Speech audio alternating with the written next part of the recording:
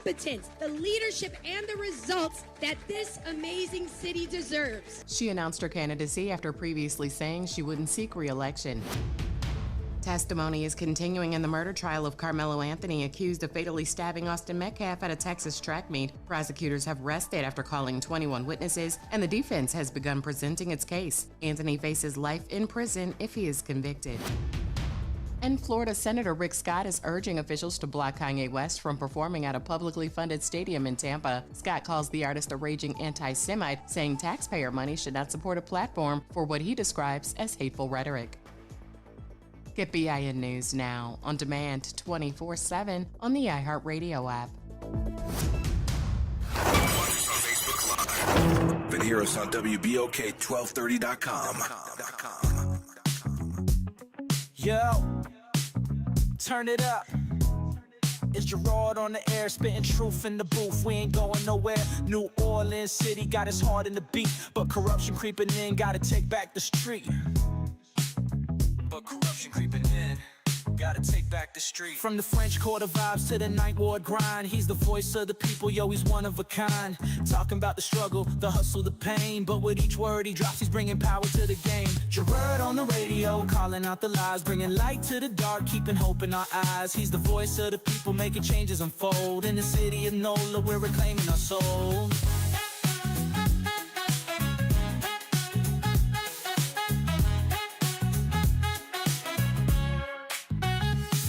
Try to silence the truth, but he's loud and clear. From the bayou to the block, everyone can hear.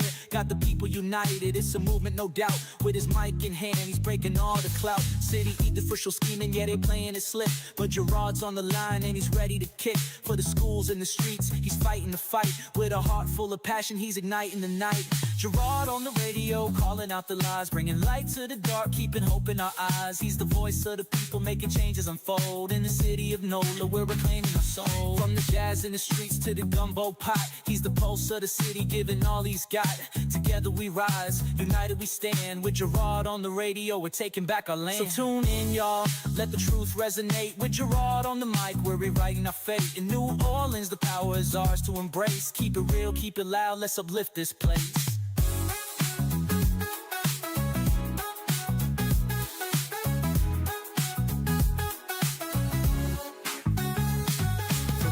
In the streets to the gumbo pot, he's the pulse of the city, giving all he's got.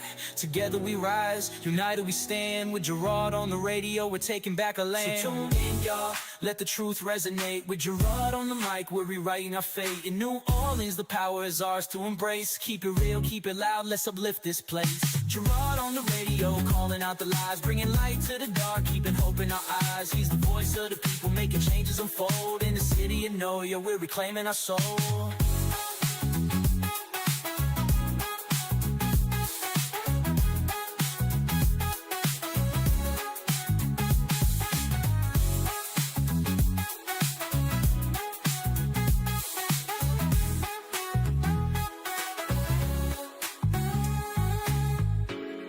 Yeah, tune in, y'all. Let the truth resonate.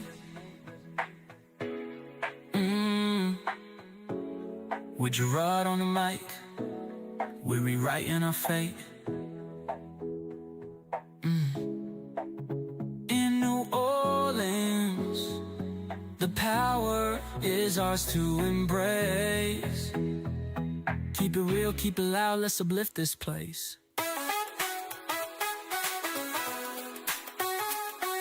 Gerod on the radio, calling out the lies, bringing light to the dark, keeping hope in our eyes. He's the voice of the people, making changes unfold. In the city of NOLA, we're reclaiming our soul.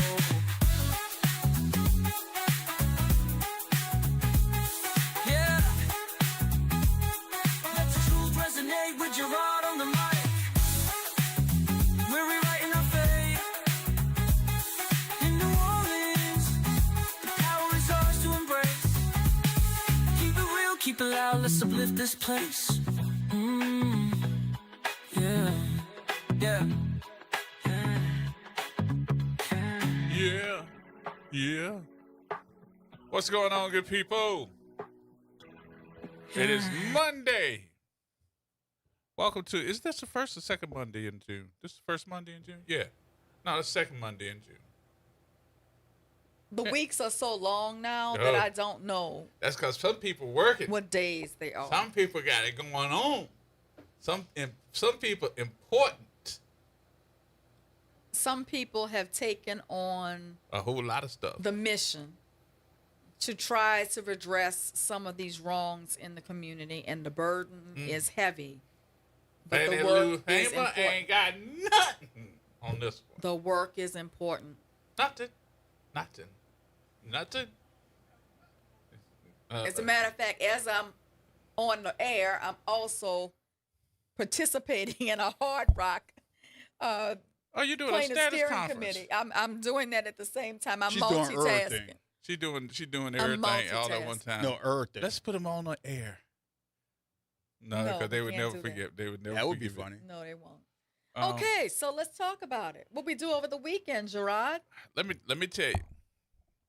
Congratulations to Bishop over at Fisher Bishop Brown. Community, Miss Roberta, Miss Favorite, and all the folks that have been working hard on getting the old, what is that? McDonough number 32 Community Center Yeah, off the ground. Off the ground. They got it up and they're getting it working. They're working on it. They bought it, and now it's theirs. Now they're fixing it up for a community center, and we know it's going to be fabulous because they are working hard to get this thing and they're going to do it piece by piece.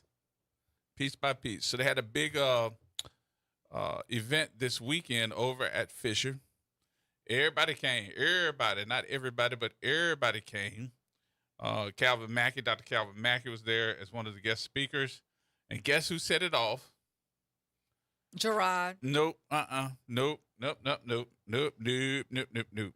That was the fabulous attorney extraordinaire, Suzette Bagnaris, who got a chance to, if you didn't come and see her speak, you missed out.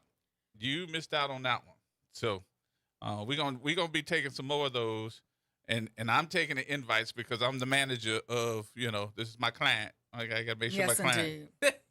Look, I just want to say that what we witnessed was more than a ribbon cutting or a building opening or a celebration of a community center.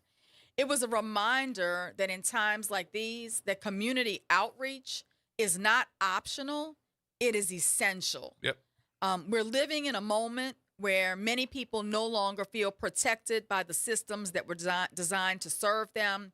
Families are anxious about the future. Medicaid changes coming will impact everyone that's on Medicaid. Resources are shrinking while the needs in our communities continue to grow. And more, we are realizing that we cannot simply rely upon the federal government, the state government, or even local government to help us. Mm-hmm. We must help one another. And that is why churches and community centers like McDonough number 32 matter so much. They become the sanctuaries of hope, places where people can receive food and counseling and education and mentorship and love, places where somebody actually sees you, places where they say you matter. And one of the most powerful moments for me at that celebration was when Miss Roberta Brown sang and led us in singing Celebrate Me. Yep. You could see I was deeply moved watching this 90-year-old woman lead us in song on a song that she has claimed as her mantra. She stood there as a woman who has spent years, her entire life, on the front battle lines of the civil rights movement in New Orleans, particularly in Algiers. Mm-hmm. She helped to organize, mobilize, and fight to get many of our Black political leaders elected. She has sacrificed so much of her own life for the Black community. And watching her sing this song touched my heart because it reminded me that there is an entire generation of warriors who came before us and carried us on their backs. They marched, they organized, they fought for voting rights, dignity, representation, and opportunity. And now many of them are watching with pain as we witness attempts to abolish civil liberties, nullify our votes, diminish our voices, and remove our elected officials chosen by the people. And it's painful and it is frustrating. It can make you feel powerless. But watching her sing this song renewed my commitment and reminded me of that every voice, our voices matter. And that strength has not solely, it has to come from within ourselves, within our community. The opening of McDonough number 32 Community Center reminds us that self-determination at a time like this and making our own way is very important. I think Dr. Calvin Mackey said it best too, as he was accepting his award and also speaking to everybody, that he said, this is what the times have come to, where we were all thinking about big centers and big this and big that. We have now come down to micro, where everything is going to be micro to help us, because the big bucket is no longer there no more. So, he's always preaching. And this is what Dr. Mackey said. Dr. Mackey said, Pastor Brown has always preached about this. This is what we need to do for community. And this is how you do it for community. And he's always been that way. And he really has. He really has. He's always doing a whole bunch with not asking anybody for anything. Yeah. And I'm reminded through Calvin Mackey's words and through Ms. Roberta's statements that in this time, our foundation cannot be shaken. We have to continue to build, continue to invest, continue to dream bigger, and continue to leave something behind that matters, even when the conditions that we're facing are unfavorable to build in. Noah built an ark in unfavorable conditions, right? And I think all of us need to dig deep down at this time and figure out what skills do you have to offer to helping us to continue to build community in the face of everything that's happening locally, regionally, and nationally. And I think about the number of people, including Gary Carter, who's doing the construction. Gary Carter Sr. I want to make a distinction. I understand, but he was there as well as the contractor. And how many times have you ever just seen your client say, I want to thank you for what you're doing and putting your mind to work and all the different things that you're doing to helping us get up and get to moving. So they gave him an award. Yeah. I got to tell you, just being there was a memorable moment for me. It was very meaningful. I want to thank them for inviting us and giving us an opportunity to express a few words. Got a chance to network with a whole lot of folks. Chance to network, exactly. A lot of folks guys listening to the show. We appreciate you. Sound like you guys had a good time. We did. And I want to thank Bishop Corey Watson. Yep. Who made a point of coming over and holding church and thanking me for lending my voice to the discourse. That meant a lot to me. Because, sometimes people don't realize how difficult it is to sit at this microphone and to take on the powers that be. And to know that, people are listening and people find what we do here meaningful really matters. It really means a lot. So I just want to thank him for his kind words. All right, let's take some calls. What you say, Stuart? Stuart? Go on once, Stuart. Go on. Hi, how y'all doing today? There you go. What's up? Oh, nothing much. So my aunt actually listens. I don't know if she's ever actually changed the radio station from this actual station, but my aunt is a huge fan of you guys, and especially the work y'all have been doing recently. What's her name? Her name is Andrea Gibson. Hey, Miss Andrea. Thank you for listening, Miss Andrea. We appreciate you. I'm not by her, but I'm sure she loved that. So she actually had a suggestion. She was like, because we both heard when you were like Ms. Bagneris, when you were like, hey, I might have to get into this civil service thing and try to see what I can do with it. And she suggested, well, if you wanted to do it, would you want to give me a consultation on my case? I have a hearing coming up with the city later this Sure. month. Give us a call. Our office number is 504-810-3995. After Gotcha. getting a peek behind the curtain, Oh my goodness. oh my God, people need representation down there.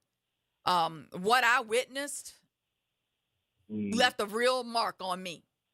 And so, We still ain't got over it. No, we still haven't gotten over what we witnessed. And I think that people need a strong advocate who's not going to be intimidated while representing their client. And that's what I witnessed. And I think it is very important that people have someone who's not afraid to stand 10 toes down for their client and make a record regardless of what instructions they get from a hearing officer. Stuart, what department? I hear you. Safety and permits. Okay. Yeah, so give us a call.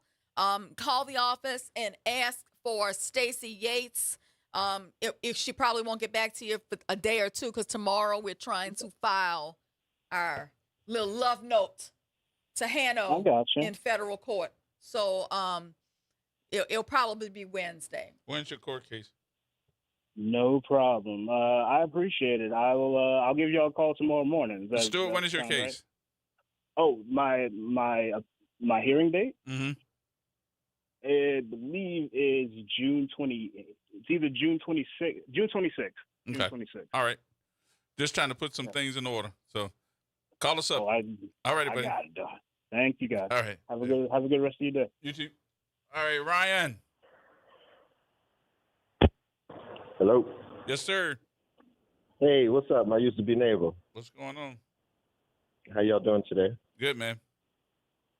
Good. No, I just wanted to, again, I'm sorry I missed that. It sounds like a beautiful ceremony and celebration of people. But I just wanted to touch on what the great Miss Bagneris said about community, and because they are just trying to take too much of it and cut funding for things that we need. And they drive a man to drink, but I tell you what they did, they drive a man to stop drinking too. That's what I did over the weekend. Took 12 steps in 2 days, and I am free of alcohol for the rest of my life. It's a beautiful congratulations on that milestone. Yeah. And I thank you for calling in and having the courage to say that and to share that with us, because there are so many people in our community who are silently suffering right now. Yes. They're dealing with just a piling on of disenfranchisement and loss of job and economic instability. And I mean, we need to talk about what's happening with Medicaid in a few weeks. I mean, there's a lot going on. And I just feel like a lot of us are depressed, and a lot of us may be self-medicating because we're depressed. Absolutely. And so I want to commend you on recognizing that you needed to do that, and on doing that, Ryan.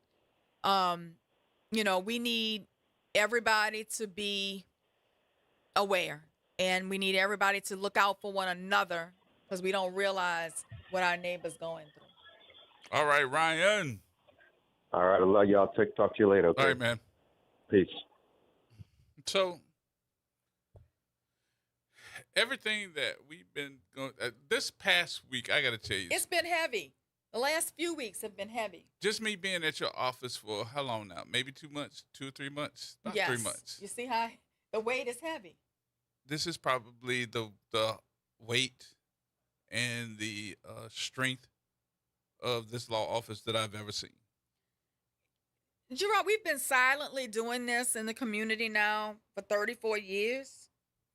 But ever this much at one time. Yeah, but now you're seeing the might, and that's why I don't understand why everybody's not lending their hand. Even a small office with a small team can fight Goliath and win if they have the will about them to win and sometimes the work that ethic. devil be shrinking, boy. Oh, sometimes. But you've seen it. And then, you know, I was thinking about that over the weekend because the phone wasn't stopping, the emails weren't stopping, and I couldn't really get the downtime I need to regenerate. But that part. But it's people need help. People need help right now, and we're happy to be able to have the inner strength and conviction and work ethic to continue to fight, even when there are people who are very dismayed by our will to fight. All right, coming up, we'll have some more conversation, and she's here. We'll be talking with Dr. Shepard in just a minute. Dr. Shepard, I want to talk to you about horse trading. Oh, Lord. I may have to move over there and let you sit over here in just a minute. Before we go to break, Trading. I want to give a shout out to a couple of our longtime listeners. I got the pleasure of meeting Miss Skip and Miss Lorraine yesterday. They were at the vault for their 60th class reunion from 3-5. Oh, cool. And they were hanging out. Congratulations to them and the class. Yep, that's a big milestone. I mean, there was a bunch of them, too. You that Say old? it was 60th. You that old? That time flies fast, man. I'm having my 40th reunion. I can't even believe that. I've already I'm had not mine. that old. I just had my 40. I'm not that old. I can't even believe it. More coming up, folks. Everybody just hold on 1 minute here as we try You to figure out. choosing violence today, Gerard? Oh, Lord. You choosing violence? No, I am trying All right, to take my all little right. Tylenol and Pull get out well. your sword, brother. I'm going That's to pull it. out the bazooka. That's Let's it. go. I just got blowed up. I'm not blown up, blowed up, and then they got the darts. More coming up, folks. Everybody hold tight.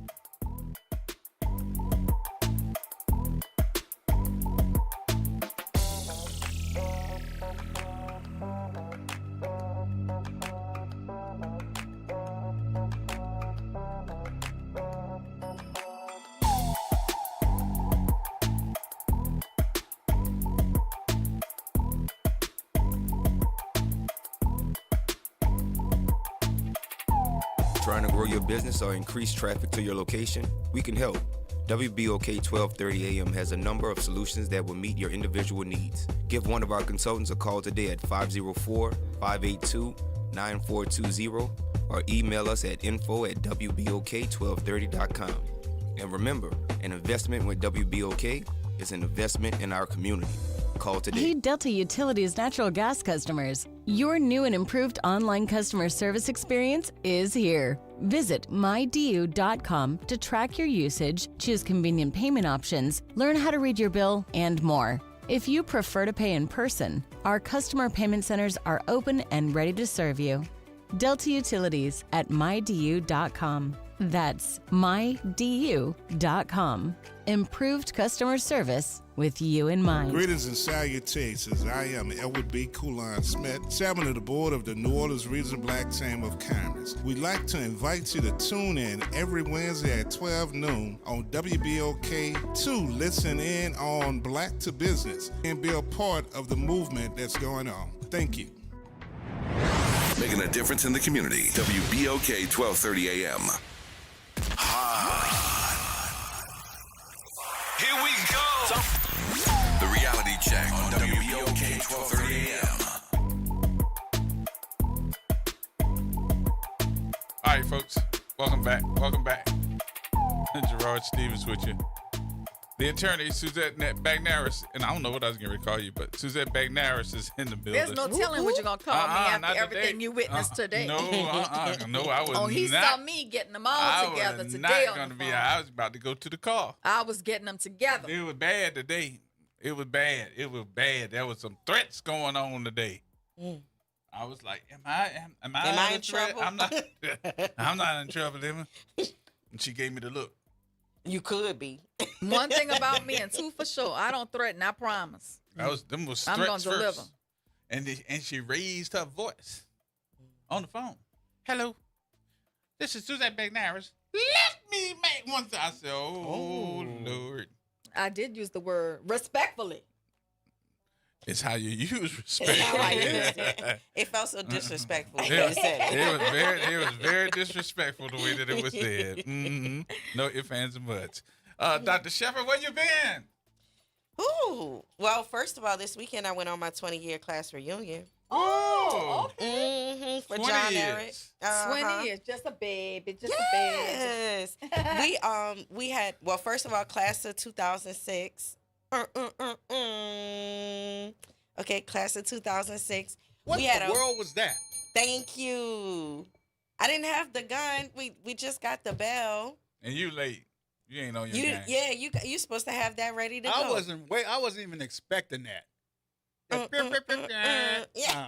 You should have had your expectations a little higher. Anyway, your class reunion. Class of 2006, we had our 20-year reunion. And the way that John Eric does it is that the first day they have an alumni event. So they have everybody from all of the years come out. This is our second time doing it like that. So we had some people from we had some people from 1976, the very first graduating class who was there. I think one year, if it wasn't last year or year before last, didn't y'all do that like City Park? No, John Eric has this huge open field, and so we were there. Somebody did it at City Park last year. I think it was last year. And they had one of the classes from the 70s out there as well. Yeah, I wound up talking to somebody from there, and she was telling me that they initially didn't want to be named the Patriots. They wanted to be named the Tigers. And they didn't want red, white, and blue. They wanted red, black, and green. And because of Pan-Africanism. And that the white folks shut them down and made the school the Patriots. And if anybody knows, then they have to march with the colonial band uniform on. Like our band has the colonial settler as a part of their uniform. And so people from the 70s was like, we were so upset about it. We were so angry. I still don't like to be called the Patriots. I still don't like anything patriotic. And that's from the 70s. They had it where it used to be an all-girls school. It used to only have 2 buildings. Like, they were really giving us, like, institutional knowledge and information. And so I pulled one of my friends over to go interview them to capture their stories, you know? So I think that that's important. I like having the alumni day where all of the alumni are out. And then on Sunday, then 2006 had their own thing. So shout out to every them. school, high school, probably some lower grade schools as well. But I think every high school in the city of New Orleans has some type of history here. You know, there's stories that need to be told. Do you remember when stories? But it seems like every school in New Orleans, high school, has some type of history behind it. What that history is, I bet you that if somebody opened up the microphone and said, if you're an older adult and you graduated in the 70s or in the 80s, or maybe even in the 60s if they were available, that somebody could call in and tell us stories about historical content that happened at those schools. Yeah, I think it's important to preserve institutional memory. So that would be amazing, especially if you could, each one of those schools could have somebody collect the stories. That would be really nice. So you got 20 years of knowledge of your school. What happened? Something that made you remember. Something that I remembered. I don't know, G. Let me come back to that. What you remember from your school? I can remember from my school in Warrenton, North Carolina, that we were fighting the state for bringing in PCP. Oh my gosh! To be buried in a landfill that they developed in my county. That they had 75 different counties that they could have taken this toxic waste and buried it, but they chose to bury it in that county. And the residents of Warren County, including my grandmother, protested. And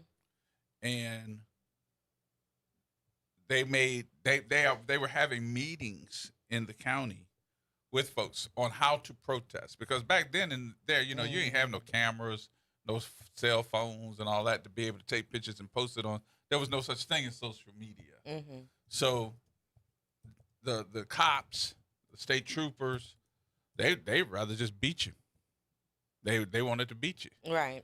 So the person that was teaching us as young people, because when back then in those days, protests involved older folks, but the folks that were on the ground first were the youngsters. I was one of those youngsters. My grandmother didn't want me to be a part of it, but I wanted to be a part of it.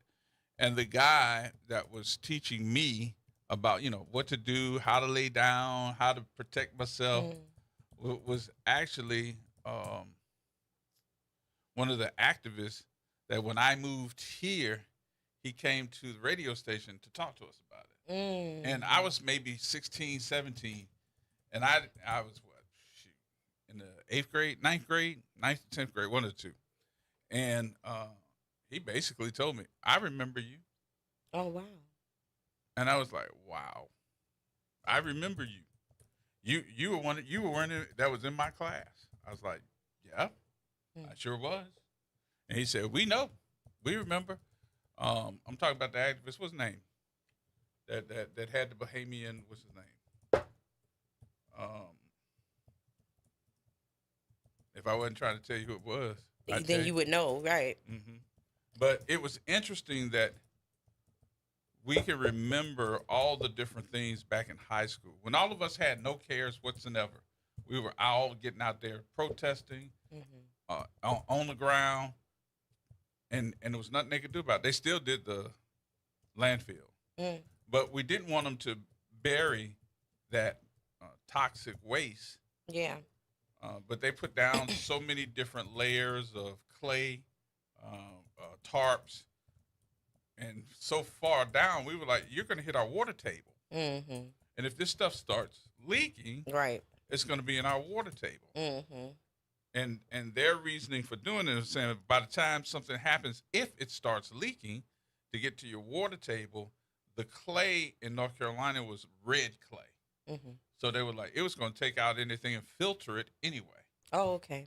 But that's what they were thinking. I was like saying to myself, well, then if they filter it, they still got the, the what you call it, down in the ground. Yeah. I'm like, nobody wants this. Right. Then I think maybe somewhere close to 5 to 10 years later, you started hearing of the people in the county that were dying off. Oh, my. From cancer. Oh, my. Yeah. It was really bad. Oh, that's difficult. Okay, I have an institutional memory. Okay. My class, when I was a freshman, it started off being 1,000 people. John Gerod is, or at least at the time it was, I don't know if it still is, the biggest high school in the state of Louisiana. So when I got there were 4,000 people. I think my class had 1,000 people. And when we went to go graduate, because I graduated right after Hurricane Katrina, we only graduated 500 people.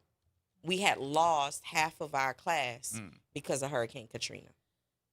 Well, my institutional fact is that in 1962, my aunt, Ginger Lopez, helped to integrate my alma mater, Ursuline Academy, alongside Risa McDonald and another young black student. They walked into Ursuline under the protection of the National Guard during one of the most turbulent periods in American history. Since then, I've graduated from Ursuline, and many of my other black family members have graduated from Ursuline. In 1966, that was the first year of a black graduate of Ursuline. And then 50 years later, history came full circle when my daughter, Lauren Bagnaris, became the first African-American valedictorian of Ursuline Academy. When I think about the power of that journey, and in one generation, my aunt going from integrating to my daughter serving as their first black valedictorian. That's amazing. That moment will always stay with me, and it just shows, that's what perseverance looks like, and sacrifice look like, and legacy really looks like. And it also reminds us, though, that progress is slow and painful, and sometimes yet incomplete. Because although Lauren was a black valedictorian of Ursuline, there may have been only two or three others since then. Mm. So it's still progress is still slow, but it shows the story of Black resilience and just in one family's example. That's amazing. That And that's like family history for you. That's institutional history and family history. So the person that I was telling you that taught me about protesting, and during that time was Dick Gregory. That's amazing. Yeah, That is then amazing. probably when I got here, my third or fourth year working at this radio station, he came down here and I told him. He said, "I remember you." I said, "Man, I was 15, 16 years old," and he told me everything I did, right and wrong. He told me about it. So I remember you. Dick had to be somewhere in his 70s and 80s when he was down here to tell me that. But he was there teaching us what to do, how to do it. He said, "Don't get beat up. Ain't no need to get your brains knocked out with no billy club by the what you call it. But you need to learn how to do these special lessons of protest." All right, let's get my buddy on the phone here. This is Victor Sims. Hello, sir. How are you this evening? Good. What's going on with you? I'm calling in for what you're talking about now. I've got an institutional history story. All right, let's hear It's about St. Augustine High School. Okay. We should have knew they was gonna call in. 1966-67, AP Turo, along with the Josephite priests, sued the state of Louisiana for racial discrimination. And as you know, we won. That year, 1967, was the first time Black and whites could actually attend the same schools and compete against each other. The first official sporting event between a Black and a white school was St. Aug played St. Aloysius, that no longer exists, in a football game at Ted Bromley Stadium. It was a packed house, but St. Aug did their thing and won that first game. The next week, St. Aug played Holy Cross. The year before, Holy Cross had won the LHSAA state championship. St. Aug had won the LALIO state championship because there were two different leagues. City Park Stadium was packed to the gills. It was standing room only, split down the middle. And the game went 0-0 into the fourth quarter. And St. Aug Holy Cross, kicked the field goal to win the game 3-0. Monday morning, the school was inundated by state education officials. And when they left, half the football team was declared ineligible. And we continued to we got our butts kicked for 2 years until Otis Washington took over and brought us back to prominence. Wait a minute, they were declared ineligible? Yes, because of their grades.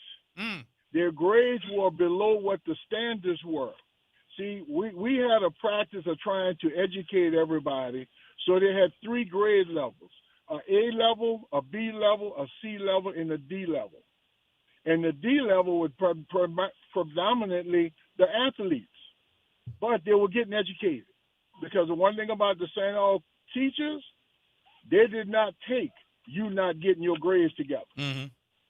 So the people declared in the D class were declared ineligible, and that wiped out half the team. So we sort of suffered after that. But because of that lawsuit, everybody now who can go to Eric, Holy Cross, Brother Martin, was all because of St. Aug's lawsuit in 1960. I think it was 66 by AP Turo. Thank you for calling in with that history. I think. All right, just wanted to give you that, G. Yes, ma'am. Yeah, go ahead. I was gonna say, I think they have a film about that, right? Isn't it called Before the West Coast? I think I'm not sure, but the film was about the basketball game that was played illegally over at Jesuit in the middle of the night.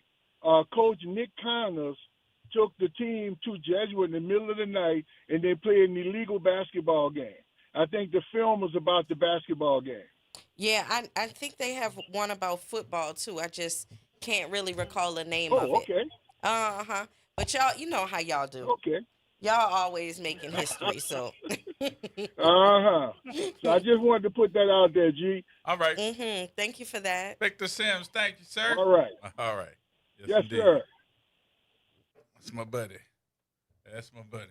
So that's why I say anybody, any year, could probably sit on the phone, sitting behind a microphone, and tell us about history that was made at some point at some school at any given time. And if they're paying attention to that history that's being made, it doesn't necessarily just have to be, oh, I went to school and I desegregated it. I mean, that's big, of course, but listen to some of the academics that our kids had gotten into and had to stand up and make a difference.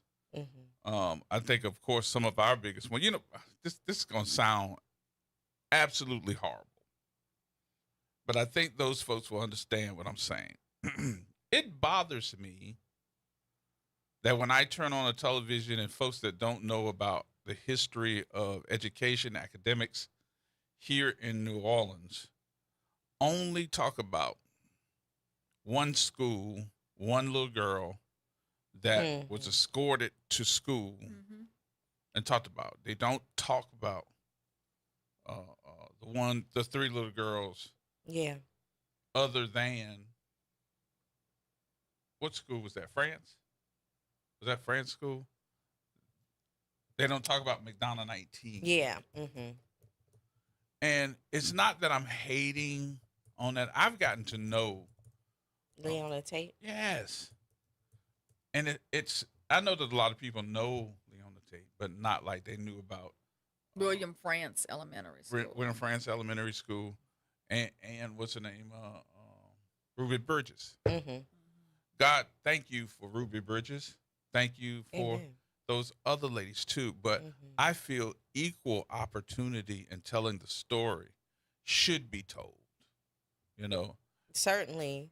We need a more robust retelling of that story, or of these stories. They also have a exhibit about the civil rights movement in New Orleans over in the convention center. At the front of the convention center, where they tell you a little bit more information. Don't talk about it too much because they'll have it removed. Oh, never mind. What's his name? Let me not talk about Scratch that. They'll have it removed. But it was a lieutenant governor that put it in there. So, I don't know. Let's talk about Donald. Yeah. Victor Sims don't know the true history. The St. Aug integrated the league in '67, but the integration started as AP Turo and Lionel Collins, who became a judge in Jefferson Parish. They integrated the high school in 1965. AP Turo was involved in a whole lot. That's why you hear people talking about AP Turo. He was a phenomenal attorney, But the major thing with St. Aug was they integrated the white league, and I played at Lincoln High School, and we were supposed to play St. Aug that year. But when they changed over the league, that league wouldn't let them play us. They had to go play the people in that league. Well, why they wouldn't let y'all play? Because we were a black league, and that was a white league. But it ended up that all the schools was integrated. They closed my school down, and they integrated them with West Jeff, and then they built Higgins, and they separated the girls from the boys. I guess they thought the black boys were going to do the white girls something. But that's where, around 65, when the integration came, and he thought that was the only one. That's when it started, but it started 2 years before, maybe about 64 when they started suing. AP Turo and Lionel Collins and probably Dutch Moore and all of them was all involved. And Yeah, the case was Bush versus the Orleans Parish School Board, and AP Turo and others filed that federal court case that forced the desegregation of New Orleans public schools. He also was involved in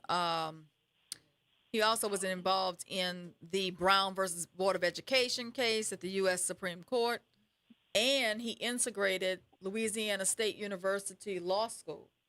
There are buildings on LSU's campus, that bear AP Turo's name. Very historical black figure.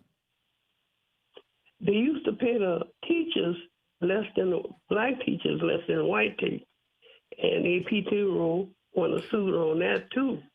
You know, he was a hell of a lawyer. He was. He understood, and I think he set the groundwork. He understood that the law could be used as a tool to obtain civil rights. And he took on challenges that others would probably have shied away from because the heat would have been too hot, right? But he understood the courtroom was one of the primary battlegrounds for civil rights. And he allowed his legal work to transform Louisiana's educational system and open doors for generations of black students who came after him. My aunt, she had a boy in a restaurant in Groton, and I saw AP Turo all the time, and he even brought the first Supreme Court justice there to eat, and I didn't know that was history until later on, you know, but they won a lot of cases. Thurgood Marshall. You know. He worked very closely with Thurgood Marshall, who became a U.S. Supreme Court justice. And Thurgood Marshall used to come down here, you know. I saw him myself, you know. But they were nice people, you know. But a lot of people don't know how much he did. A lot of people do know, but he was had a lot of lawyers, like Morrell and some other lawyers was under his tutelage, you know. But that's all I have to say. Okay, all right, Donu. Thank you, my brother. All right, we got more coming up, folks. Everybody hold tight. We got to take a break.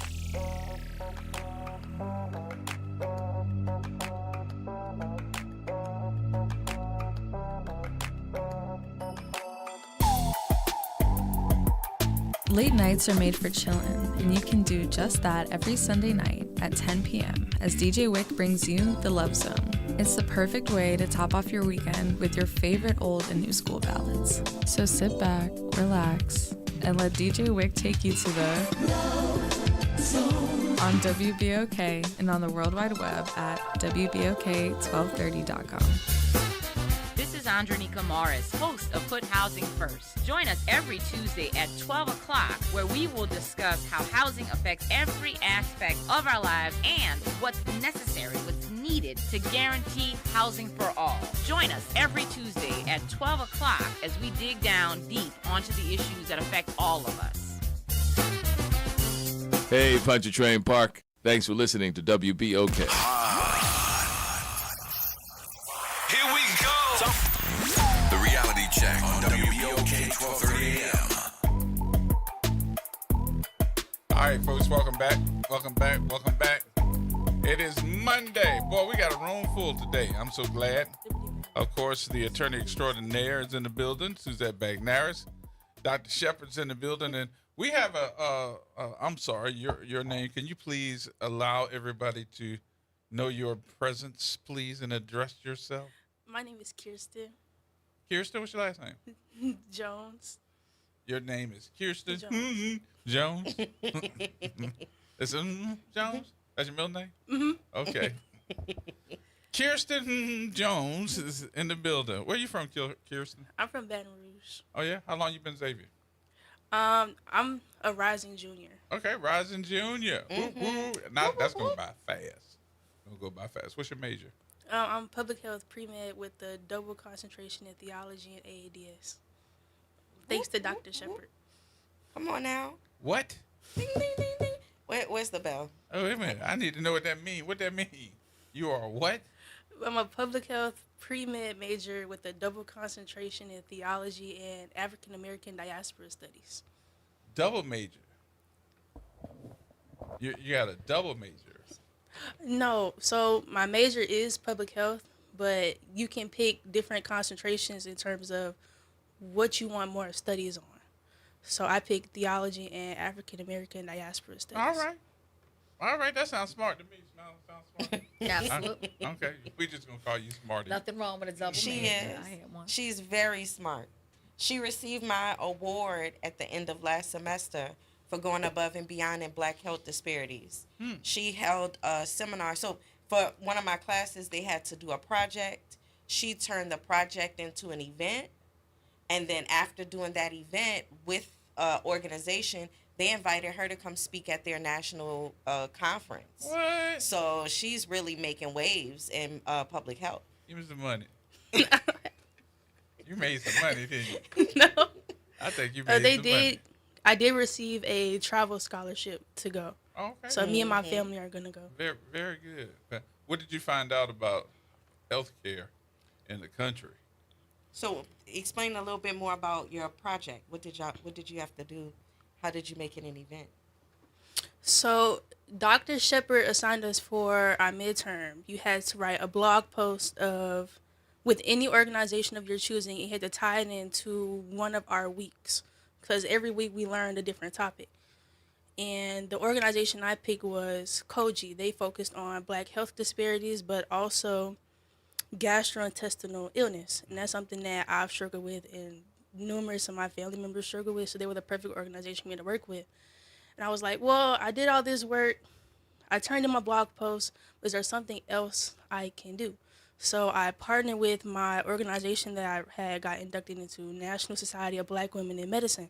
And I was like, hey, I would love if I can host an event on campus with you guys to demonstrate to more college students that there are issues in the Black community when it comes to health in marginalized communities, but also to highlight gastrointestinal illness. 'Cause I feel like this is something that's not really talked about. And so the woman that I work with, Ms. Dominique, who works at COGI, she was a panelist speaker, and Dr. Shepard was also a panelist speaker. And so after we did the event, then she invited Kirsten to go to their convention to be able to talk more about gastrointestinal health. And also she kind of used a concentration of like thinking through gastrointestinal health for students because their diets change when they get to college. And people don't often know what foods they should select. Right. You know, so she was really doing a great job in helping people to be able to navigate the college landscape in addition to her topic. Christian, mind changed when I went to college. Never went back. Never went back.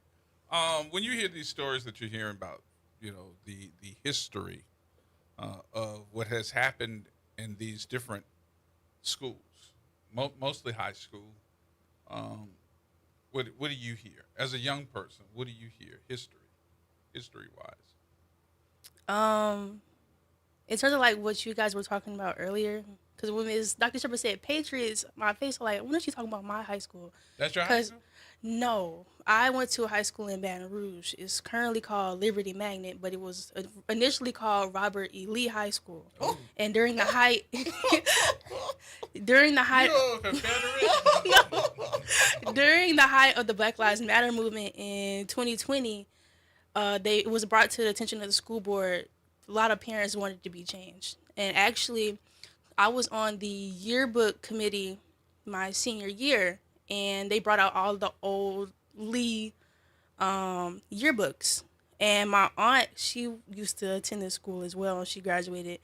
And I was looking through her years. They had nothing but Confederate flags. She would be the only young Black woman on like whatever teams that she was a part of, whatever club. She would be the only Black one. They would be holding up a Confederate flag in the back, Robert E. Lee everywhere. Then ultimately it changed. And actually my school, which is a lot of high schools in Louisiana, I'm sure y'all see it like on Facebook, TikTok, Instagram, when it comes to graduation. After kids get off the stage, they'll start jigging, start dancing. Oh, yeah. You will see nothing but, I was just say, racist people saying, "Oh, these kids are ghetto.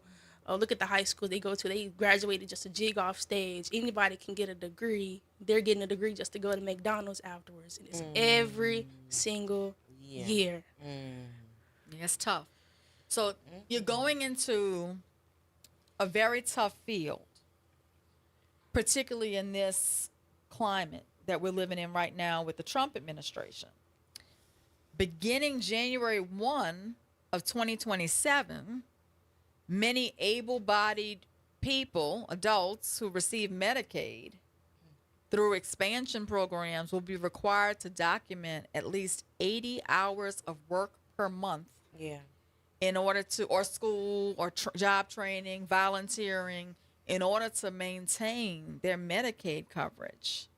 And what's being said is that this is going to put millions of Americans, Black Americans in particular, poor Americans in particular, in jeopardy of losing their Medicaid, which they need in order to get medical treatment. So going into public health and knowing that that's on the horizon for you, dealing with those kinds of issues when people come to get treated and can't, get turned away. What do you think, how do you think your generation is going to tackle all these problems? And how does it feel to you knowing you're spending your time and getting this degree you're working so hard for to come out and have to face those challenges? It makes me emotional. I grew up with a single parent. So I know how it is for a lot of people that receive government assistance. I know it's affecting more than just Medicaid. It's affecting like food stamps. Like you have to work a certain amount of hours to qualify. Like I understand firsthand being the child and then seeing my mom. Like I know how hard it is to go through things like that and having the fear of you, like your stuff is being taken away, but you're also not getting the chance to get ahead in life. Right. You don't have opportunities to get these jobs because DEI is being taken away. You don't have the resources that's being available to you compared to your white counterpart. Right. And that's a big reason as to why I wanted to go into public health, but also go into med school. Growing up, it was always my dream to increase the statistic of Black doctors, Black surgeons, especially like Black female surgeons. But with public health, like with my little experience being able to speak to people to address certain disparities, I hope to enact certain health policies as I get older. Be an advocate. While also increasing that statistic. I want to do both. Well, see, the compassion you're going to bring to the table as somebody who has grown up in that environment is going to really make you a standout and somebody who's really needed in that space. My daughter is a doctor in Houston, and she also has a master's in public health. And she's finding herself having to really advocate for her patients these days with hospital administration. When people are being turned away because of ICE or decisions are made in upper management as to what's by an insurance company, what's going to be covered and what's not going to be covered when somebody needs that medication to live. And also algorithms, because now it's just all algorithm based, whether or not a person is going to be able to receive care. Correct. And have it covered by their insurance companies. Correct. She recently had to fight for a college cancer patient, a Black girl who had come to Houston to go to college and was diagnosed with cancer in her first year. And the insurance company was denying a lot of her treatment because she was out of network. And so Lauren had to literally fight with the insurance company and the administration to get her what she needed to at least get stabilized to get back to where she was from in order to be able to get the care she needed. So what you're doing is extremely important. And they're going to need people with your voice to be an advocate in that space. So that's good. It's a good thing. Give me some money. I owe you right now. I wait till about 10 years from now, and then I'm going to bring that I owe you and put it in front of your face. All right. We got to take a break. No, I'm serious, right?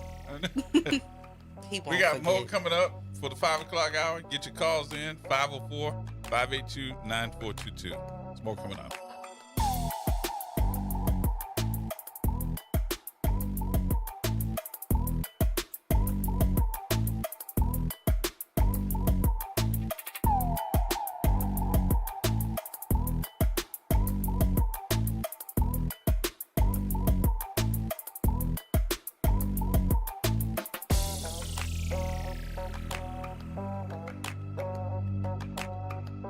From the campus of Xavier University, WBOK Go and Equity Media Station. I'm Bree Wood with BIN News Now. A New Jersey officer named Daryl Brown is facing charges after allegedly stealing a journalist's camera bag during a protest outside an ICE detention center in Newark. The Photog's attorney, Wiley Stecklow. This is not a random theft of personal items like a wallet or clothing. It was a targeted seizure of a work bag filled with tools protected by the First Amendment. Authorities say an AirTag helped them track the stolen gear worth about $10,000 to the officer's home. Louisiana Citizens Property Insurance Corporation has paid off the debt from Hurricanes Katrina and Rita. Officials marked the milestone with a bond retirement ceremony ending nearly $2 billion in storm-related losses. And Kanye West will be allowed to perform in the Netherlands after a judge ruled his concerts don't pose a threat to public safety. The decision comes despite concerns over his past comments as shows move forward. Get BIN News Now on demand 24/7 on the iHeartRadio app.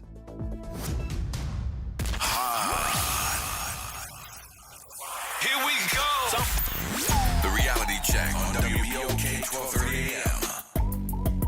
All right, folks, welcome back.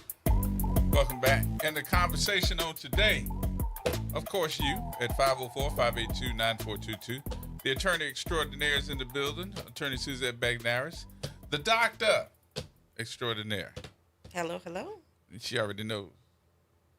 And my great, fabulous student, Kirsten. Kirsten from Baton Rouge. That owe me some money. Already. Why are you trying to exploit my students? No, but you know what, Kirsten, in all honesty, people that have insurance are still going to be able to go, or that they're going to think that they're safe. But those insurance policies, even though that you're trying to get Obamacare or the Affordable Care Act, whichever one you prefer, they're still going up in price. So those folks that were like, "Whoo, we finally got some affordable insurance." It's not so affordable. Not no more. When you have a $300-400 payment that you have to make every month to keep it, so it doesn't, you don't lose it. $300-400 for something that's not in your hand viable, that you weren't used to paying for, could end up being very detrimental to your budget, especially with the cost of all the stuff today. And people are going to need help with their Medicaid paperwork. Yep. They're changing annual renewal in many instances to 6-month renewal. And a lot of people don't realize that. And a lot of people are going to have difficulty. I understand the language in the paperwork has been changed to make it more confusing and difficult for people with little education to be able to re-enroll. A few years ago, a woman who was my advisor, her name is Celeste Watkins Hayes, she put out a book that talked about how difficult it is to receive state services, even then. And she was saying that they intentionally put up roadblocks because they want it to be so difficult. They don't want for you to secure it. And they also want for the process to feel dehumanizing so that people will feel like they don't want to be on it. So then they'll try to seek other ways and alternatives. But that method makes it so that people don't receive coverage who need to be able to receive it. Exactly. I mean, look, there's so few people talking about this right now. This is a very important topic. Yep. And we need everyone to spread the word that these Medicaid eligibility changes are going into effect on January 1 of 2027. And so we need to educate people, make sure they understand what's coming, and make sure they get prepared. Because right in the beginning, they're going to do self-attestation, where you can fill out the form yourself. Then they're going to change it to having to be a notarized document, which is also going to make it difficult for people to be able to do that. And you really got to watch out and know the difference between the two, because there's so many scams that are happening now by phone. Oh, I want to check what's your Medicaid number. Don't ever give that out. You're not supposed to get that out, especially if you don't know who you're talking to, because people are taking advantage of it and getting enrolled in your place. And when you try to get enrolled, they'd be like, you're already enrolled. And it's not you. It is not you. Sister V. Sister V. Okay. There you go. How you doing? Gerard on the radio. Gerard on the radio. Keeping it real. That's Voice funny. to the people. How you doing, baby? New Orleans, I'm wonderful. To our attorney, Suzette Neris. Mm-hmm. To our Dr. Shepherd extraordinaire, respectively. Yes. All right. We are so thankful for this radio station. I wanted to share that over here on the east side of New Orleans, Suzette, at Lake Forest School, there was 35 alumni grandson that received the Prominence Award to only black amongst his Vietnamese colleagues. So, Congratulations. And to the young lady, did I hear her name as Christy? Kirsten. Oh, my God. Oh, my God. Well, Kristen, you keep up the good work. As long as we have mothers like Dr. Beck Neris, long as we have grandmothers like Dr. Beck Neris, and your parents, Dr. Shepherd and Gerard, thank you so much for all that you do. We are not in trouble. One last thing I would like to share. The other day I was watching Jennifer Hudson's show. Some of your viewers might have heard. There was a young lady. She was a janitor. I forget the name of the state where it was. She worked in the hospital as a janitor, Kirsten. Do you know that she is now a doctor in the same hospital? You knew about it, Kirsten? Mm-hmm. I see her TikToks all the time. That's awesome. Yeah. So there's hope for us children. There's hope. I feel like I'm going to say cool. I'm out of here. All right. All right. Sister V, thank you, my Gotta dear. keep building, even in unfavorable conditions. Galloway. What's going on, Brother Gerard? What's going on with you? You ought to feel real lucky. You surrounded yourself around excellence. Don't be hating. Hey, y'all, Don't be hating. Hey, y'all making him feel smart. All them smart, beautiful ladies sitting next to you. We know Gerard was in the back of the class. Yeah, I was in there licking the windows. That's what I was doing. No, but it's good to see all y'all on there, and I always tell people black women are going to save the earth. That's just my opinion. But y'all are talking about some of the great stuff, and I always stop when somebody said A.P. Thoreau. Not only is just my frat brother, but Charles Hamilton Houston at Howard University, he was the dean. He trained A.P. Thoreau and Thurgood Marshall and all the civil rights leaders. Right.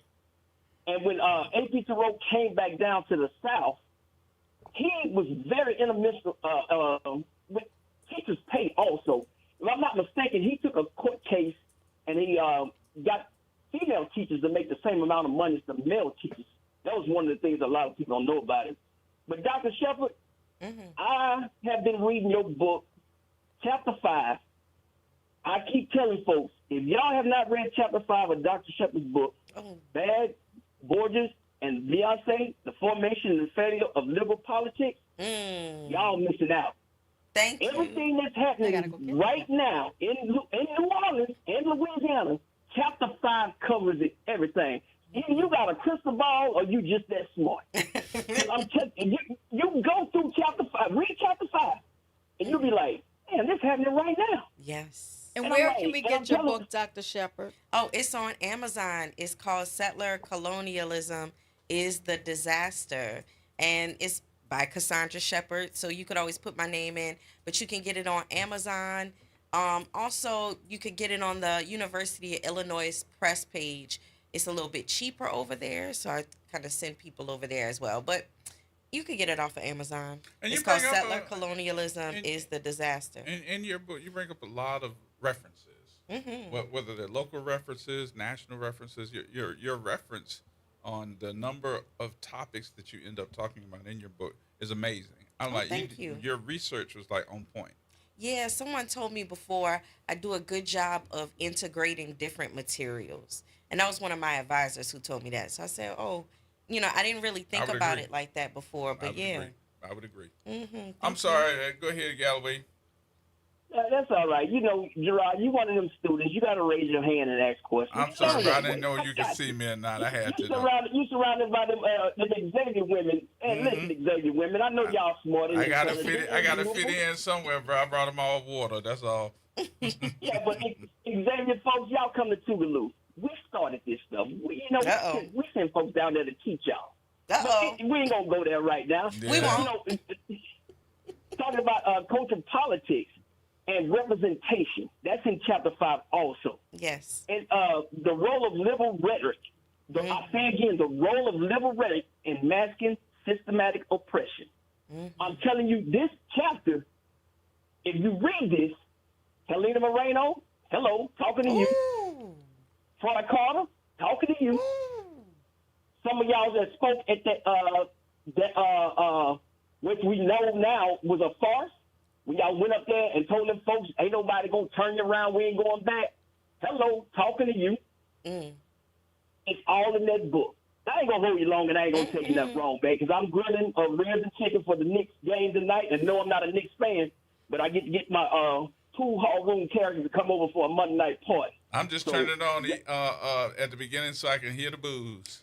That's about it, man. But Galloway, thank you. Thank you for that. It sounds like you used my book for ammunition, and now it's shots fired. That's what it sounds like. But thank you so much. Listen, I've been tearing them Democrats up, and no, I'm not a Republican. No, I'm not MAGA, none of that stuff. I'm an independent. You know, former Vice President Harris is coming down there August 7th for this sneaker ball. I've been rolling them like meatballs. Everybody that says something, I say, is Helena Moreno gonna be there, or y'all gonna invite Elon Musk? He wants to build a tunnel in the middle of a city that's sinking. So trust me. Thank you for the ammunition. But hey, make sure y'all make Gerard pay y'all for y'all sitting up there making it look good. Y'all have a good day. Y'all Hater. I just want to say, if anybody gets an opportunity when you're in Washington, D.C., to go walk through the Charles Hamilton Houston Hall, named after Charles Houston, the founder, you should do that. It's very historic. He's the legendary civil rights lawyer and the architect of the legal strategy that was used in all the segregation cases in America. He mentored Thurgood Marshall, as they said, and he mentored A.P. Turo. He mentored Dutch Morial. I mean, this was a very heavy hitter. And when you walk through that hall and you see all the Howard Law graduates that have come, before the current students, it really is a spiritual experience. So if you ever get a chance to go do that. I teach at Howard once a year, and I get an opportunity to avail myself of that atmosphere, and it just really does feed your soul. Christian, what is I'm it? gonna have to try that. What is it that you, even though I know that you're taking these courses and sub-courses, what is it that you want to accomplish in life with what you are studying now? Definitely be an advocate for my community. Like, I really want, after I obtain my doctorate and practice medicine, I definitely want to come back to South Baton Rouge and help people. So your advocacy, you're starting after? Well, I'm really starting now. Okay. Yeah. All right. That's what Can I want. can I put in another Yes, little thing? mama. Yes, mama. Okay, because sometimes people don't really big up themselves like they should. Right. She talked about Like the you, Dr. midterm Shepard. exam. Well, thank you, and also thank you, Galloway, for giving me the commentary on the book. But also when Kirsten was in my class, then for the final project, they had to then do a video about an organization. And she chose, what was your organization? Bounce to Zero. Bounce to Zero. And they do HIV, STD awareness inside of the city, and also education and prevention. And so she and her group mates got together and did a promotional video that really talked about the issues that it is that they were confronting, the ways that, or the programs that Bounce to Zero had to address them, and also the video that they used could be shared with the organization in order to be able to inform people more about HIV in New Orleans and STD education as well.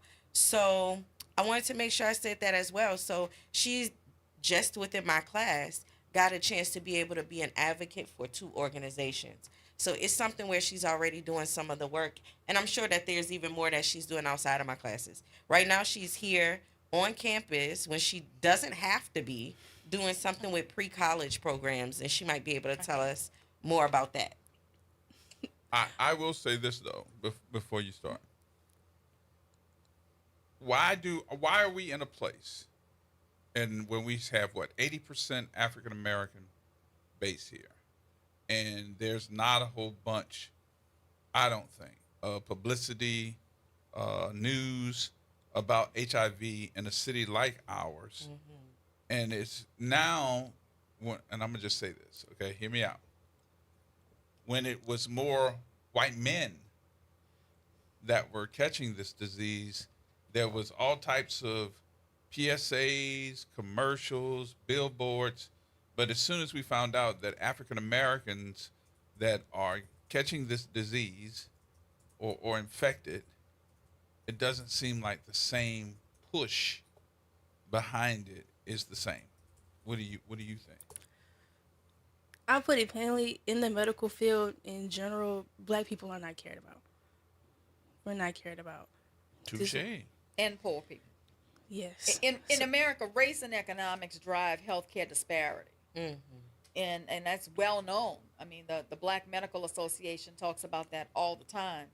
Dr. Maurice Scholas here has been a very powerful advocate of that in that space. Unfortunately, Black communities and poor communities often receive negative outcomes in healthcare in America because they don't want to listen to their voice. They don't want to give them the same treatment that they would give. I mean, I didn't know this until recently, there are actually floors of hospitals and suites in hospitals that will remain empty even when they need them because they have to keep those suites available for high-ranking donors. Wait, what? Yes. So my daughter was explaining this to me, that they had a situation. They were looking for hospital beds. They had tons of people in the emergency room, and like, hey, well, we have beds on X floor. They're like, no, we can't use those beds. Those beds are reserved for high economic donors. Wow. I had no idea that economics drove healthcare like that. Yeah, I knew that it drove healthcare and that it's a distinguishing factor, but I did not know that they reserve beds. They reserve at beds. hospitals for high donating clients. And the doctors they put on the care of those people is different. And the requirements of how frequently medical staff have to go see them is different too. What? They'll tell the doctors on call, room X, Y, and Z, you need to go check that room more frequently and explain more frequently. That's a high-ranking donor, blah, blah, blah, blah, blah. Wow. And they let them know that. I didn't know that. I tell you what, you want to take the break? Let's take the break. Let's take the break real quick. We'll take the break here. Before we go, though, let me inform everybody what's going on, too, with our radio stations. Of course, a lot of folks have been calling and letting us know that the FM is off. We do know. As a matter of fact, they are moving the broadcast tower right now, and they're working on it. What date that is that they're going to have it back on, I'm not certain right now. But just to let you know, it is off air because they are moving the tower. So please bear with us. You can always hear us online at WBOK1230am.com. Listen to us at 12:30 a.m. right here on the AM band, or you can listen to us on 7:50 a.m. as well. What is it, 770? 770, I'm sorry, 770, all right? More coming up in just a minute, y'all. Everybody hold tight.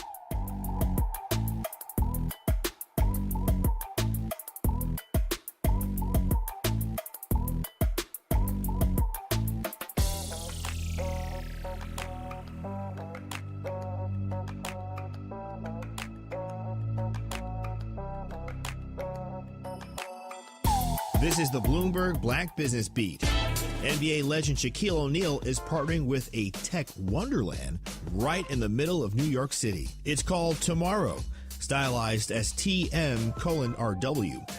And it's designed to showcase the tech and innovation of the future. Robots, dog robots, holograms, headphones, glasses, meta glasses, just, it's a beautiful place to be. And I think if you're ever in Times Square, you should definitely check it out. In this conversation on Bloomberg, Shaq explained why he decided to throw his money behind the Times Square-based store. Well, I always invest in things that I first believe in and, things that are going to change people's lives. This is something that, there's not really a lot of competition out there. And I know once people come inside the store, they will love what they see and they will fall in love with what they see. Stop by and you might even see Shaq himself, or maybe even a hologram of him. A beautiful, sexy hologram. It's a hologram, a beautiful, sexy hologram. I'm Bloomberg's Justin Milliner on the Black Business Beat. It's deck days at Lowe's, and the savings are stacked. Right now, pros get 15% off all in-stock composite decking from top brands like Trex, TimberTech, and Decorators. Plus, get a free DeWalt 20-volt max 5-amp-hour battery when you buy a select DeWalt tool. The deck's stacked in your favor with brands pros trust. Our best lineup is here at Lowe's. Valid through 4/22 while supplies last. Selection varies by location. And Doug. There's nowhere I wouldn't go to help someone customize and save on car insurance with Liberty Mutual, even if it means sitting front row at a comedy show. Hey everyone, check out this guy and his bird. What is this, your first date? Oh, no. We help people customize and save on car insurance with Liberty Mutual together. We're married. Me to a human, him to a bird. Yeah, the bird looks out of your league anyways. Only pay for what you need at libertymutual.com. Liberty, liberty, liberty, liberty. AURN News. A judge has struck down a Trump administration immigration policy that has been making it significantly harder for immigrants from dozens of countries to enter and remain in the U.S. Now, the ruling affected asylum applications, work permits, green cards, and citizenship, the full pipeline of legal immigration. The judge didn't mince words, saying that the new policy threw countless lives into what he called indeterminate legal limbo and accused U.S. Citizenship and Immigration Services of flatly ignoring the law. Nearly 1 in 10 Black Americans are immigrants. The Trump administration had already paused visa processing for 75 countries, most of them on the African continent, with no timeline for resumption. Somali communities in Minnesota and Maine were targeted by aggressive ICE operations earlier this year. Haitians are still fighting in the Supreme Court to keep their temporary protected status. Today's ruling is a legal win. Advocates are warning it's one ruling in a much larger war. For AURN News, I'm Ebony McMorris. Missed a show? Want to hear that guest everyone's talking about? WBOK is now streaming on all your favorite podcast apps. Just search WBOK Media, hit download, share with a friend, and don't forget to rate your favorite shows 5 stars. Because when our voices are heard, our impact grows. This is The Law in Your Legacy. I'm attorney Pete Hamilton. I'm attorney Ryan Hamilton. Comparing the cost of will, successions, and trusts. A will might only be a few $100s, but your family could end up paying more in legal fees. Trust costs more upfront, but saves time, stress, and potentially thousands. Think of it as paying a little now to avoid a big bill later. Smart planning means big savings for your family. This is not legal advice. That's just a tip brought to you by Liberty Bank and Trust. For more information, go to libertybank.net or contact us at 504-915-5016. This is Andronika Morris, host of Put Housing First. Join us every Tuesday at 12 o'clock, where we will discuss how housing affects every aspect of our lives and what's necessary, what's needed to guarantee housing for all. Join us every Tuesday at 12 o'clock as we dig down deep onto the issues that affect all of us. A careless driver can change your life in an instant. Do you know what to do or who to call? If you've been injured in a motor vehicle accident and do not have an attorney, call Auto Accident Help Desk for a free consultation. We can answer all of your questions and estimate the potential value of your case. Call Auto Accident Help Desk and connect with an expert personal injury attorney. Call 800-269-4524. 800-269-4524. Don't worry how to handle your medical bills, lost wages, and pain. We will get you the money you deserve. They got me way more than the insurance company offered. The consultation is free, and you do not pay any legal fees unless we win or settle your case. Make the smart call. If you've been injured in an auto accident, call Auto Accident Help Desk for a free legal consultation. Call 800-269-4524. 800-269-4524. 800-269-4524. Making a difference in the community. WBOK 1230 AM. Here we go. The reality check on WBOK 1230 AM. All right, folks, welcome back. Welcome back. It is Monday. The attorney extraordinaire in the building, Suzette Bagnaris. The doctor extraordinaire in the building. We've got Dr. Shepard. And we've got the student extraordinaire in the building. We've got Kirsten. Whoop, whoop. How you doing? Good. You all right?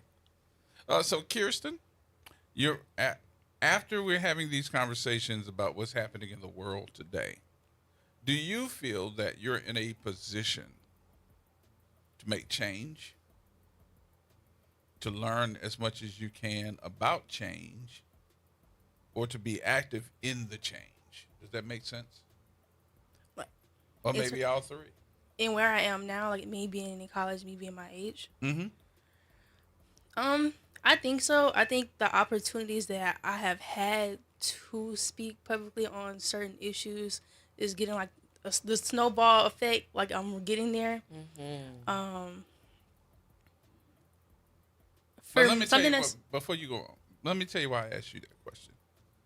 Because on this station, on this program, and maybe even the host of this program, we have these conversations every single day. Sometimes we walk out of here with headaches. And in all honesty, we've been trying to figure it out. And I would even say Dr. Shepard's a part of it. Because we've done different programs on this program trying to figure out what's wrong with y'all. How come y'all not really paying attention to movement?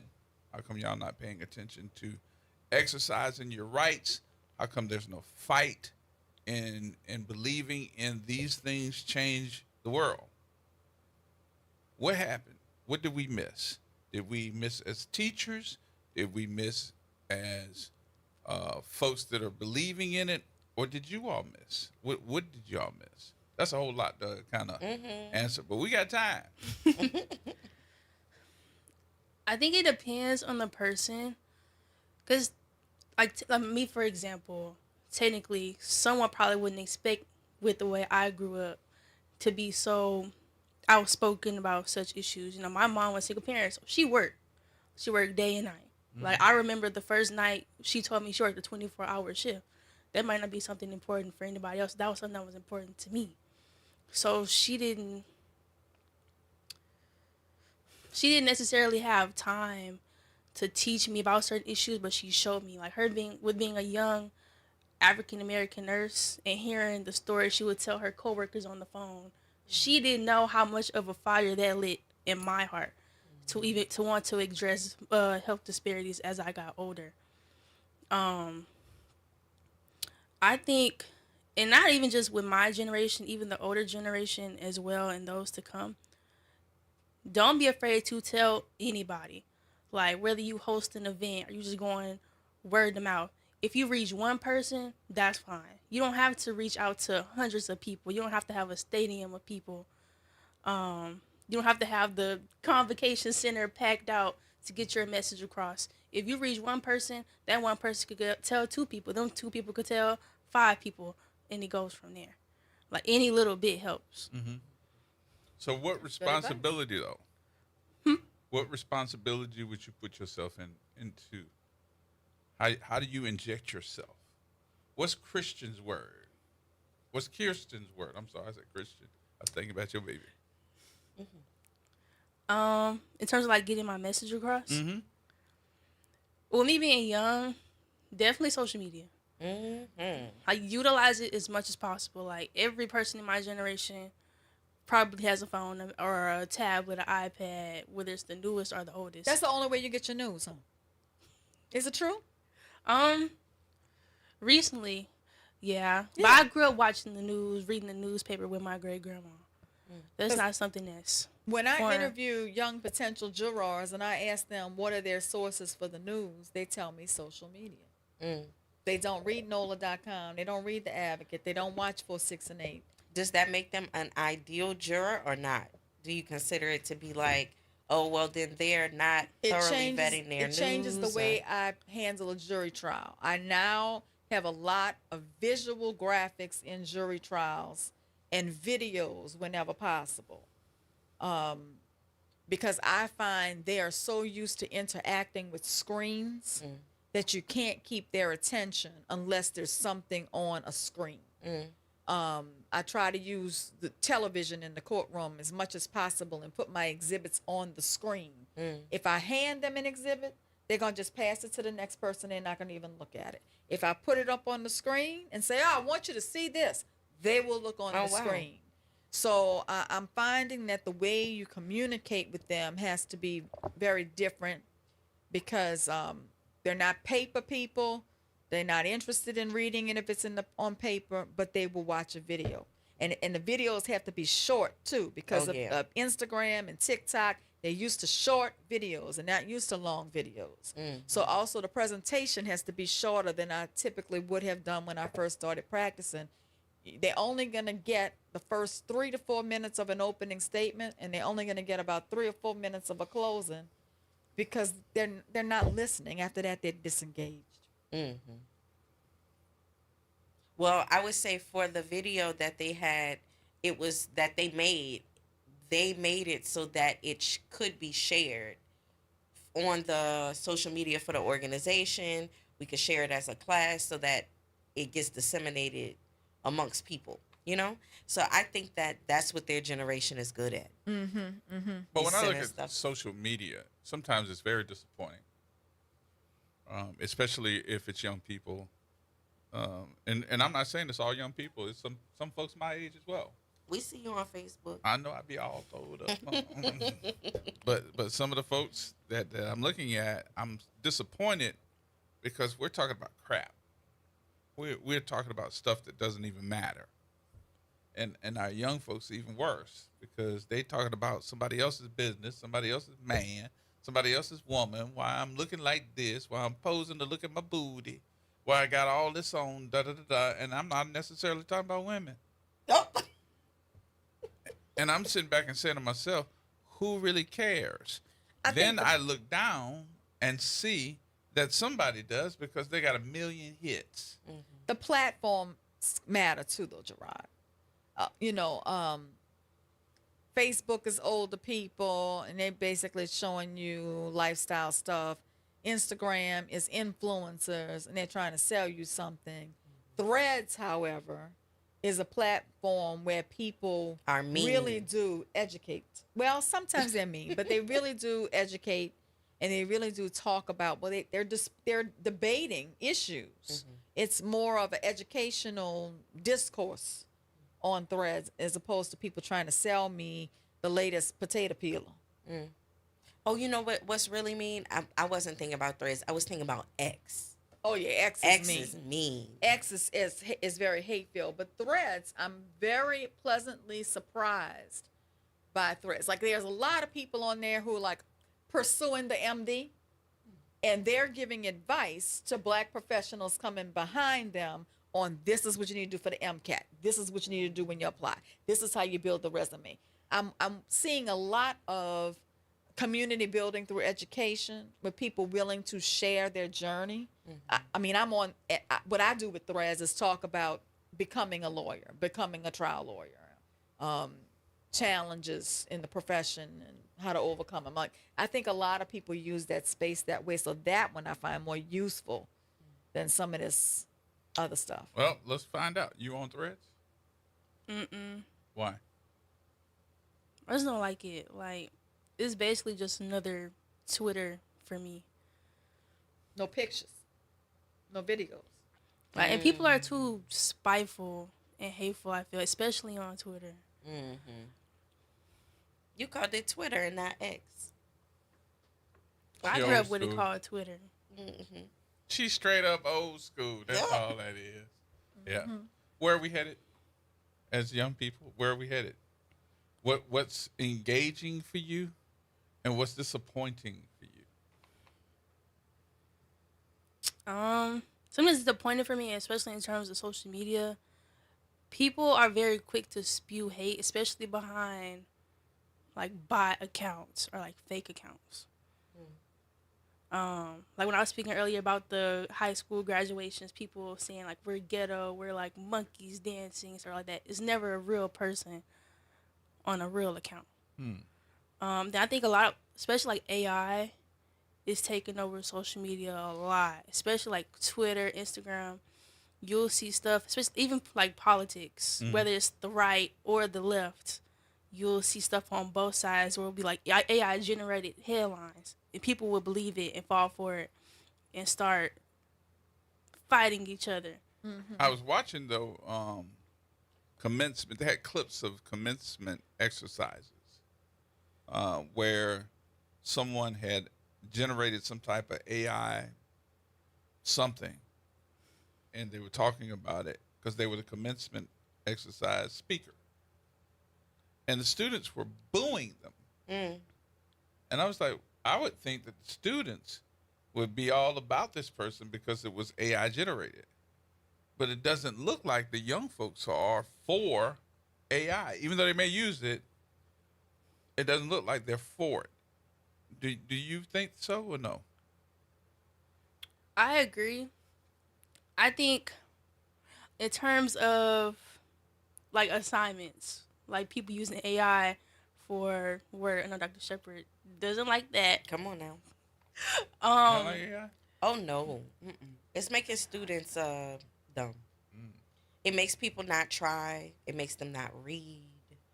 It automatically generates things, and the students who I found who use it, when they use it, they don't even know how to make it a good AI assignment. They kind of just put something in and let it spit something out and then turn it in. So it's like people who would already be lazy finding an even lazier way to do it. I have yet to find somebody who has one of those AI papers and then take it to the next level. It started as AI, but I'm gonna make it even better. I haven't received that, and I want for students to be able to actually have stuff that sticks in their brain and interact with the information. So I've asked my students, and I put it in my syllabus, not to use AI. And some of my classes, we can't even use Grammarly in your class. Right, you can't even use Grammarly, because if you have a problem with your grammar, fix your grammar. If you have a problem with writing, figure out what that is, because you still need to know how to be able to write. And people are trying to make up for deficiencies. So I try to make sure that we still getting essential skills. And at least that's for my class that is on Zoom. My class that winds up being in person, we do everything inside the classroom. This past semester, I ran an analog class where everything was just paper and pencil and mind. And, oh, wow. They didn't know how to act. No. Well, some people didn't know how to write. Some people didn't know how to, and cursive? No, just period. Just period, because they don't have the. One of my colleagues said they gave an assignment and a girl started crying because her hand was hurting. She don't know how to write that much because they don't have to write. Everybody got their computers to just type. So like just those kinds of things, like even on the spot skills to be able to just generate an essay. Some of them don't have it. And so I think that part of teaching too is then making sure that people have it. So when they come in my class, I give them how you read, how you write, how you answer a question. This is the outline for it, how to show proof. I give people all of that up front before we then start to get deeper in. Are But you surprised on some of the outcomes? kind of, because also Kirsten's generation, they also were people who went through COVID in those formative years. So many people are missing those essential skills because they didn't get them due to COVID. So I think sometimes I'll be shocked by how a student spells or how poorly it is that some of them can articulate, certain ideas. But at the same point in time, that's the reason why we train. That's the reason why they have an analog class, because it helps them to be able to get more foundational skills. And then, of course, you always get, because we at Xavier, we always get cream of the crop students. Then you'll get people who come in and still know how to do those things as well. So it's always about, to me, making sure everybody understands the foundational principles, and then we just continue to work with them like that, When you say foundation, though, Mm-hmm. foundational skills. Yeah, how to read. If I assign you, I don't assign 100 pages. But how are folks getting into school if they can't read? No, not that. Not that. How to read for college. You would be surprised, Gerod. How to read for college. I taught at a college, I'm not going to say where, in New Orleans, seniors. And I asked them to write a paper, and they could not write. And I brought it to the dean and said, we have a problem. But if they can't write, we have a problem. And the dean wanted me to change the grades and raise them. Oh, to no. grades they did not earn. Oh, no, not the 150-point grade. Yeah, it was not Xavier. It was another college. And I'm just saying, we're not doing our children a service by passing them for substandard work. Oh, no. We can't and everybody do that. needs to learn how to write. And this was a medical legal class, and I was trying to explain being able to express yourself and being able to document a medical record is what's going to keep them from not being sued by somebody like me one day. So you would want them to have the writing skills to be able to document the patient's care, right, in a way that truly expresses the treatment that was provided. Everybody in the job at some point or another needs to learn how to write a report of some kind. So that's what I'm saying. I'm not saying people don't know how to read. I'm saying how to read for college. If I'm going to give you 40 pages this week and you're going to get 40 pages from 3 other professors, how then will you go through 160 pages, right? So you need to know how to read. You're not going to read every word.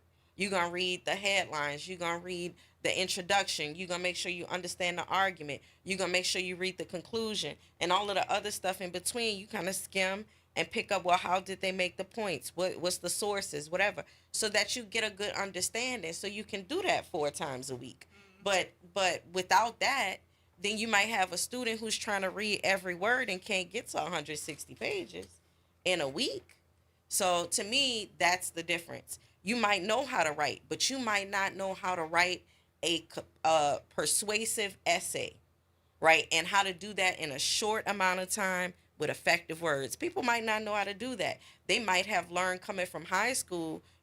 High school teaches all kind of bad writing behaviors. They might have something where they get to the point at the end of the paper. The point is supposed to be at the beginning of the paper, and then you're supposed to be explaining to me how you got there, right? So just teaching people to make sure that we all wind up on the same page, I think that that's important, and I wish that people gave more fundamental skills. I ban AI inside of the classroom for that reason, because I want them to get the real skills from me. They could get that other stuff from somebody else, but that would destroy my reputation as a professor if I let them do that.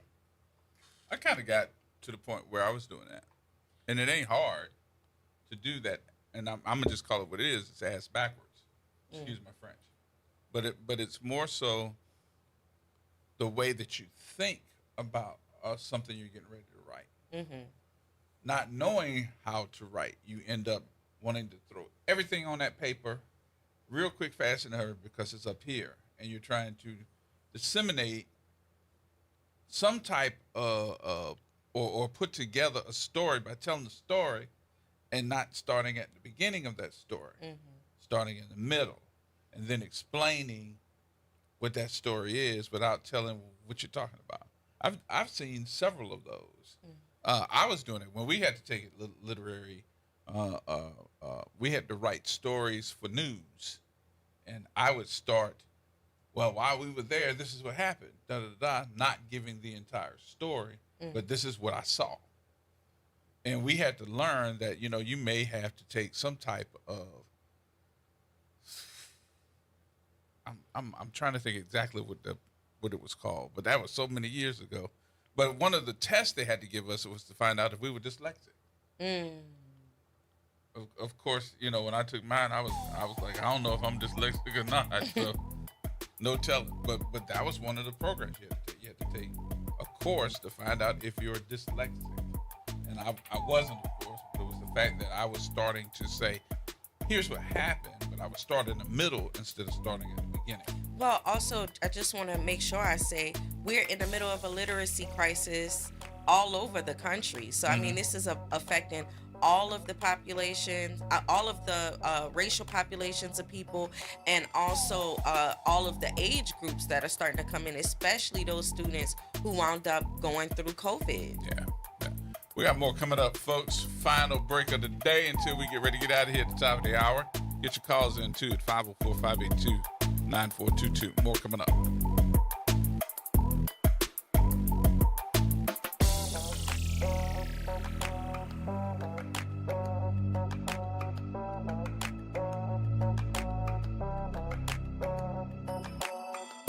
AURN News. I'm Ebony McMorris. The House of Representatives passed a resolution Wednesday that would restrict President Trump's ability to wage war against Iran without additional congressional approval. Now, the vote was 215 to 208, marking the first time passage of a measure since fighting began over 3 months ago. 4 Republicans joined all Democrats in supporting the measure: Tom Barrett of Michigan, Warren Davidson of Ohio, Brian Fitzpatrick of Pennsylvania, and Thomas Massey of Kentucky. The resolution signals a growing Republican frustration with a conflict that has dragged past the constitutional 90-day limit for presidential military action without legislative authorization. Constituents worried about the economic fallout from the war appear to be pushing some GOP lawmakers to break with the administration. However, the battle isn't over. The Senate would still need to approve an identical resolution. Legal scholars also disagree on whether the measure would actually bind the president to comply. For AURN News, I'm Ebony McMorris. New Orleans, are you ready for a voice that says what you're thinking? Who that, you might ask? Arrington Gavin. That's right, I'm your guy, host of the Arrington Gavin Show, giving you so much filled with bold opinions, real conversations, and zero sugarcoating. We're going to be diving into the issues that matter: politics, pop culture, and all the above, unfiltered and unafraid. Catch the Arrington Gavin Show weeknights from 7 p.m. to 8 p.m., Monday through Fridays, right here on WBOK, what New Orleans is talking about. Life has a way of shifting priorities, changing needs, and pivoting plans. Home Bank is there for all of them. Their bankers partner with you for every step along the way, from understanding your needs to celebrating your success. Home Bank is invested in the vibrant spirit of our community and in you. So partner with them. Stop on by any banking center in the greater New Orleans area or visit home24bank.com to get started today. Good for business, good for life. Home Bank, a member of the FDIC. Join the Good Morning Show this Friday at 8 a.m. to hear from our friends at New Orleans & Company, the official destination sales and marketing organization for New Orleans. Learn more at www.neworleans.com. When you talk, we listen. WBOK.